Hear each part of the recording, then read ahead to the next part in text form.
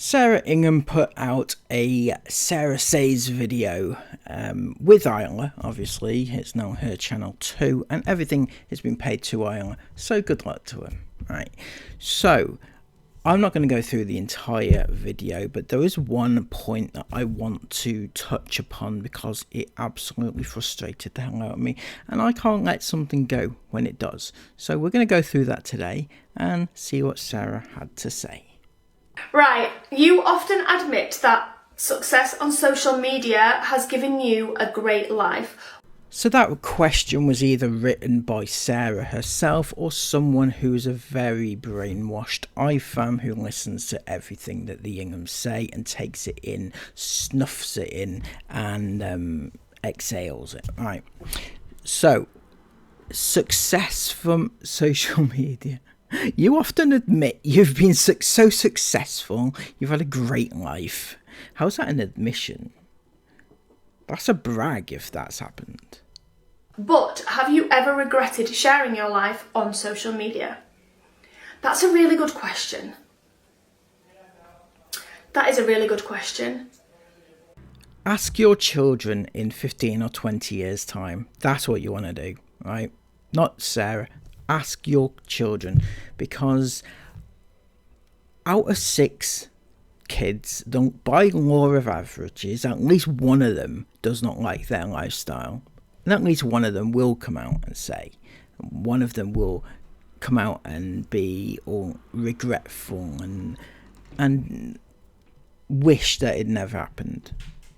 Because I can sit here and think of a reason why I have regretted sharing my life on social media, but at the same time, I wouldn't change it for the world. I haven't really regretted it, because if I regret it, that means I would change it, and I wouldn't change it. Neither. You know, sometimes things aren't up to you, what you want, what Sarah Ingham wants. Not everything is about Sarah Ingham, right? Because would you change anything that's happened? Not even Chris trying to bed 16-year-olds. You wouldn't change that.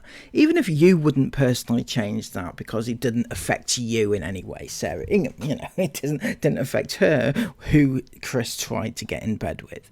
And even if it was a 16-year-old, but do you not think it affected the girls that Chris tried to sleep with, or would, you know, or messaged and, you know, made feel very icky? Those girls, right? They didn't enjoy Chrissy's approaches, trust me. And do you not think that maybe on this occasion it's not up to Sarah Ingham whether or not you would change anything? Maybe just be, for once, you know, empathetic to other people and maybe the girls concerned, and just say, you know, well, I would change it because I regret what happened to the girls, those young girls that Chris came on to, and maybe say that. Like, you know, it's easy to say, like, you know, I don't feel like we've had a really negative side of being on sharing our life on social media. You don't. Again, going back to the Chris situation, you don't think that that was a negative side to it, even if you don't disagree with what Chris tried to do, right? Surely you can understand why your life has been a bit of a downward spiral since then, because Chris got so big for his boots that he just wanted more and more, a taste of more and more these teen girls who lusted after him. He wanted more of that, and that was Chris doing it. Do you not think that that is a downside? Or like, I don't feel like there's been a really big net aside from the trolls, and people can call themselves whatever they want. People that watch your channel just to be negative about it, you're a troll. Yeah, but again, not to harp on so much about Chris, but it was him that gave you the start of the downfall of your channel. It wasn't the trolls, because before Chris did what he did, you weren't that hated. People were like, they gave you a mild interest, right? If they liked you, they watched you. If they didn't like you, they scrolled on by, right? When Chris did what he did, people stopped, took notice, and kept taking notice and kept on at you. All started with Chris, didn't it? Not the trolls. Aside from that though, there's nothing that social media has negatively brought to our lives really, I don't think.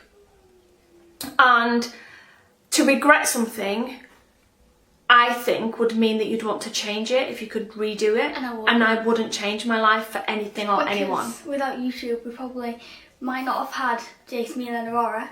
Definitely we not. We might not have had, well, we wouldn't have had all the van trips we've done. We wouldn't have been able to do all the travelling we've done. There's loads of things that YouTube has made our life, and I would not change it. No, I wouldn't change it either. And like when I was saying, oh yeah, you know, we get to travel, but it's more than travelling, like, and I know Isla meant it's more than travelling as well, but it's more than just like, oh yeah, we get to go on holiday. It's more than that. It's like the upbringing that we've been able to give our children. It's the memories that we've made. It's that we ourselves, I've got your clip in my hand, me and Chris have been able to raise our children on our own without anybody else, literally on our own. Can I ask you just how you've managed to do that on your own? You and Chris have managed to do it without any outside income sources. No other way. No one has supplied you with the money to bring your children up in a nice way, right? In a good way. But do you not think that, like, your kids have paid for your lifestyle at all? No? Do you not think that isn't relying on an outside source to give you money? Because without your children, you know what would happen? Yeah. Do you know what it is? That's right, Sarah. You wouldn't have had any money. You wouldn't. You genuinely wouldn't. And this really pisses me off so much, because she can't see that without her children, they wouldn't have had money. They wouldn't have made all their money without their children. They genuinely think, and this is a narcissistic trait, right? They genuinely think that they too have made the money for their channel, and their children are just bit parts in the game. Not even bit parts. They're just there, right? It's bizarre. They think that if their kids weren't in the vlogs, they would have made the money, right? They would have done. What would you have vlogged, Chris? Yourself opening presents, open-mouthed thumbnails with you on it? I'm not so sure that would have brought in the punters, to be honest. And I just feel really lucky that we've been able to do that, and I wouldn't trade that for anything. Like, I know I always say, like, the biggest gift social media's given us is Jason, Neil and Aurora, because it put us in a financial situation to be able to afford more children. But aside from that, another humongous gift that it's given us is it's enabled us to raise our children on our own, without the help of, like, you know, other things or other people or resources or anything like that. The mind actually boggles. Genuinely boggles. I mean, just to point out again that outside sources, your children, most notably your three eldest, the three youngest bring in a bit of money, not quite as profitable as the three eldest ones though. And that's a really special gift, like one that we are forever grateful for. I know all of my children inside out, and I feel like that's really special to be able to say that. And even though lots of people think they know their I'm not saying I'm the only one that knows my child, but, you know, a lot of people don't know what their children are hiding or doing. And that's interesting you should say that, because I remember watching a vlog very, very recently whereby Esme said to you, and you did not know this, Esme said that she had read that book, right? What was it called? Releasing 10, the most recent of that series. And you said, oh, I didn't realise you'd read that. It's for 21 plus, the age group, right?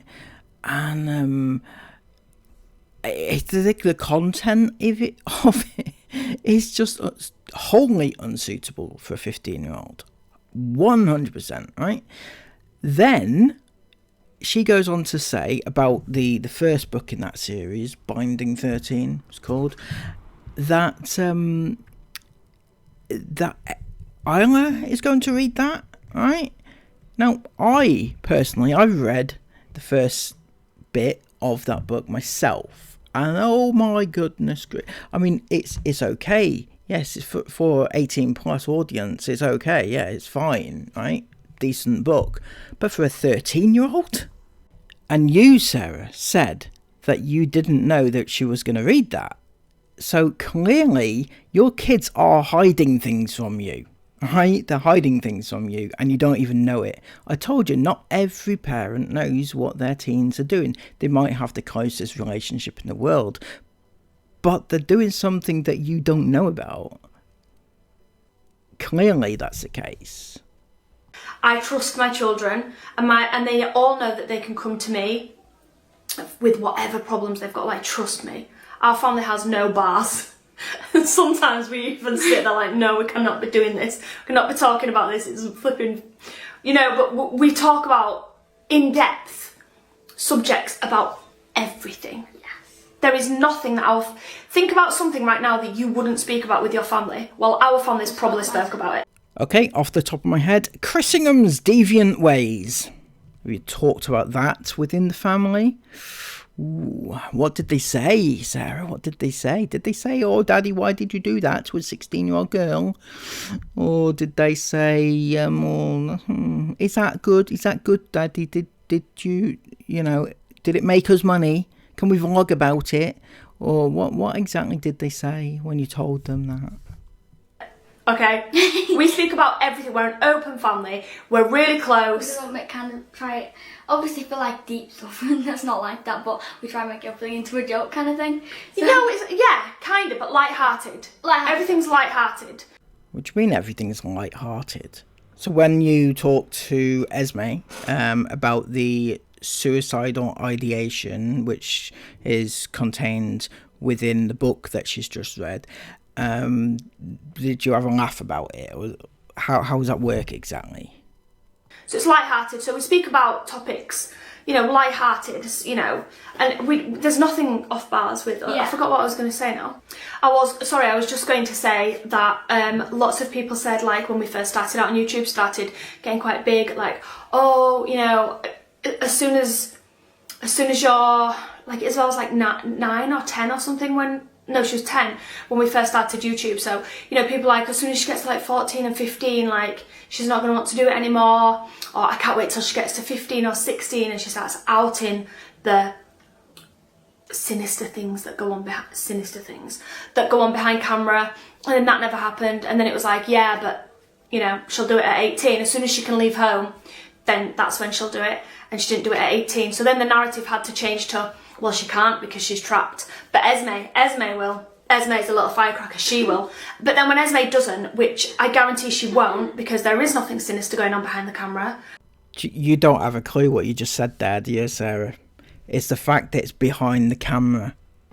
The fact that everything is either in front of the camera or behind the camera in your house. That's the problem. Our children are never made to perform. They're never made to do anything. They just live a flipping incredible life.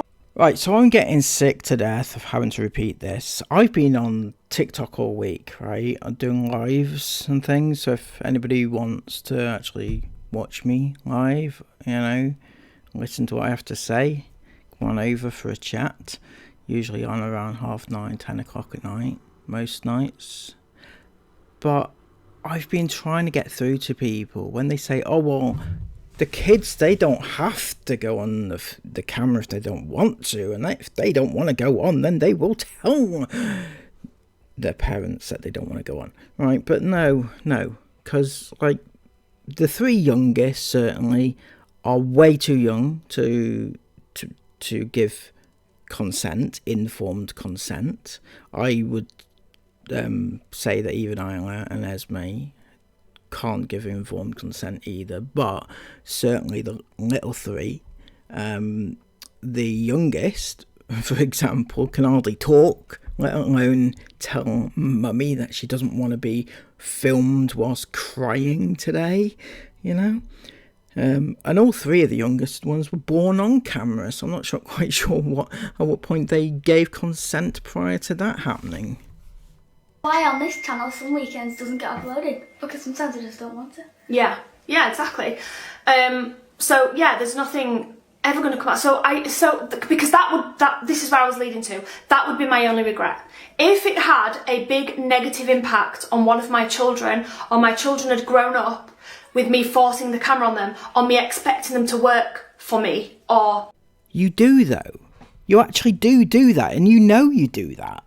Every day you put the camera on Aurora, or on Mila, or on Jace, whilst they're playing games, or whilst they're doing educations and stuff, right? You do that, and you know you do that every single day. So why are you sat there saying, if I forced my kids to do it, then I'd regret it? You need to do this because we need to upload on YouTube, or can you say this because we need to upload on YouTube? Again, you have done that. You've done it. You've done it. I can't. I mean, maybe you don't do that every single vlog, but you have done it.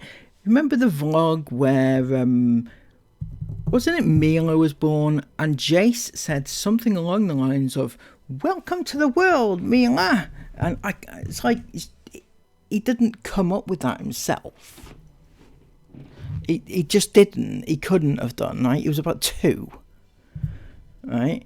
And then, the instance where, in fact, Isla there was teaching or showing Mila how to do the open mouth thing, right?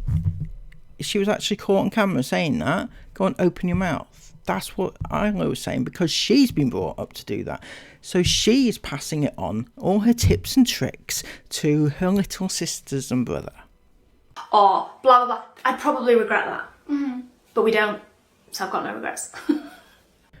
So there we have it. That was the only question I really wanted to address on this Q&A over on Sarah Says, because it was, well, yeah, it just was what it was, wasn't it? It was frustrating listening to Sarah tell us all about how their kids have the best life and they don't tell them to perform on camera and things like that.